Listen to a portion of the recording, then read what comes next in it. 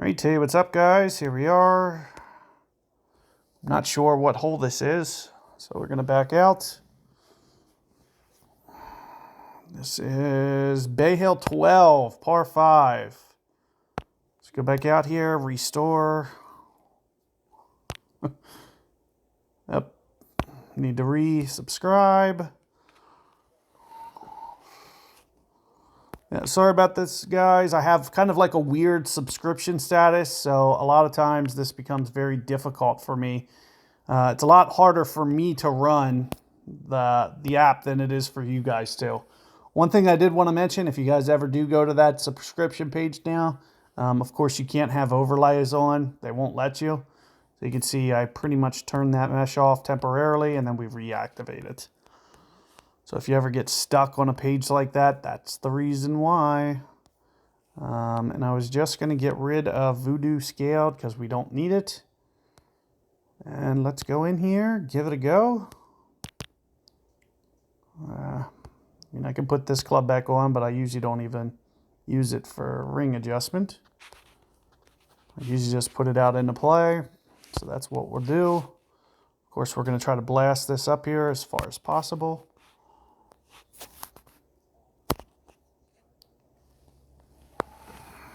A little bit of curl, kind of counter the wind.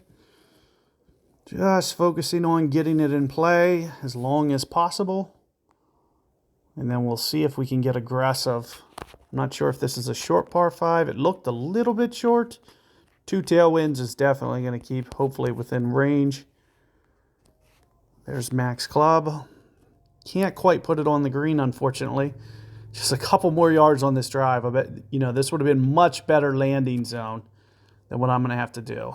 You probably don't want to be landed on this front fringe like I'm going to have to. So if you can get it up just a couple more yards, optimal. That's just a generic tip for you guys. One thing that I'm going to do, I'm going to go back to my standard bag, make room for Bigfoot, so I have more ring span for my Hellfire. You see, if I take a look at this with the ring span, it's only like 4 rings.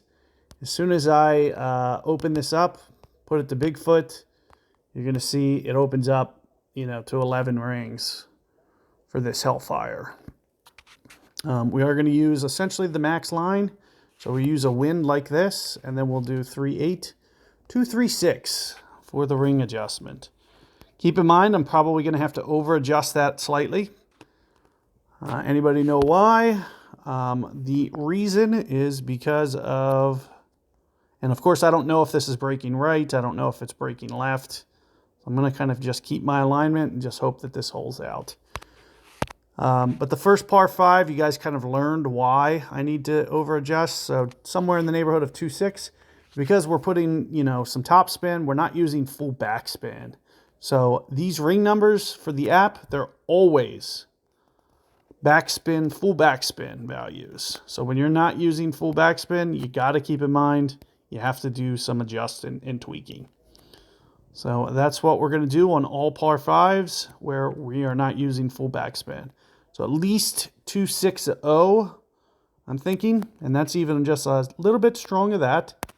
That's probably about 6.2 or 2.65, give or take. Let's just see what this looks like. Of course, this is also a guess. But it looks to be coming in very good. Oh my goodness. So more than anything, that was probably pretty good. It almost seems like it may have just either wind affected slightly to the left. But it definitely wasn't breaking right. It was pretty flat overall. I felt like maybe with the wind pointed to the left, it just kind of took it just a fraction to the left. So if I would have just put a fraction of right spin on that, or just had it aligned to the right edge of the cup, that would have been nothing but cup, and we would have dropped that. So do keep that in mind. Good luck out there, guys, and I will see you guys on 9 coming up.